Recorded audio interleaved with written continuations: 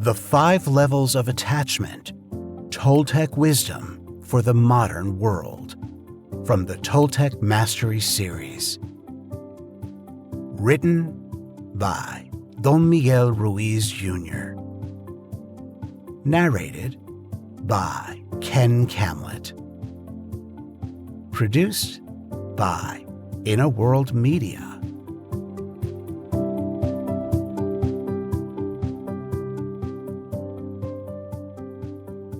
My father, Don Miguel Ruiz, a teacher and retired medical doctor, spent many thoughtful and transformative years interpreting our Toltec traditions to fit the world we live in today.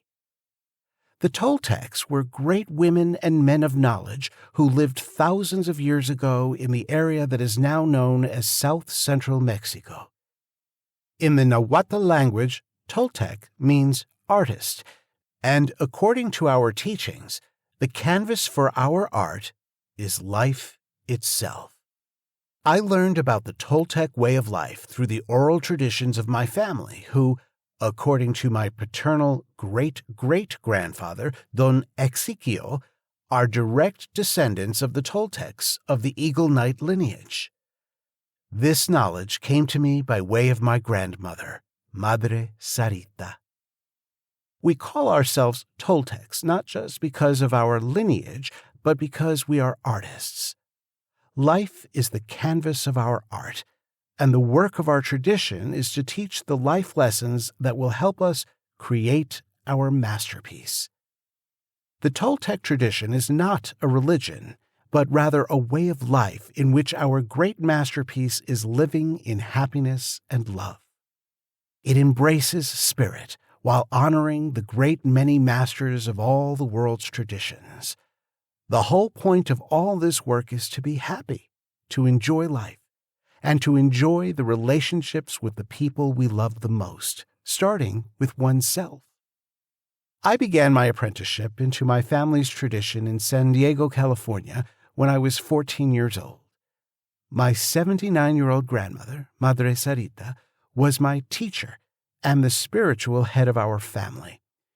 She was a curandera, a faith healer who helped people in her small temple in Barrio Logan, a neighborhood in San Diego, with the power of her faith in God and love.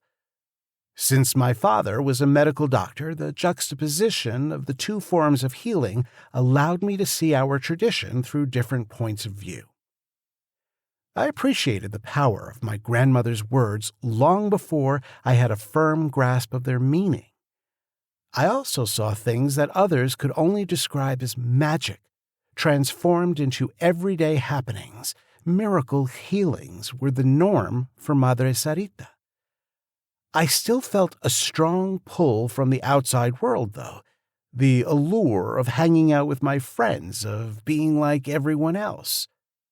I moved back and forth between the Toltec world of my family and the mainstream world of school and friends, constantly struggling to find a way to combine my experiences and yet keep them separate at the same time.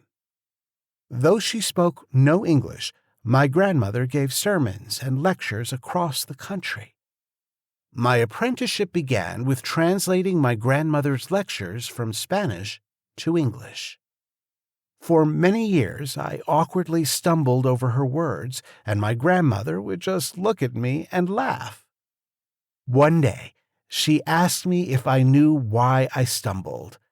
Well, I had all sorts of answers. You are speaking too quickly. You don't give me a chance to catch up. Some words don't have a direct translation.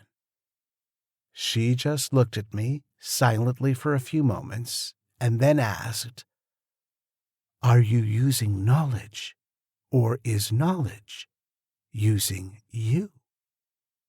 I looked at her blankly. She continued, "When you translate, you try to express my words through what you already know, what you think is true. You do not hear me, you hear yourself. Imagine doing the same thing every single moment in life. If you are looking through life and translating it as it goes along, you will miss out on living it. But if you learn to listen to life, you will always be able to express the words as they come.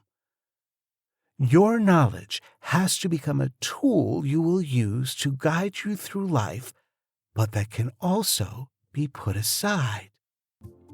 Do not let knowledge translate everything you experience.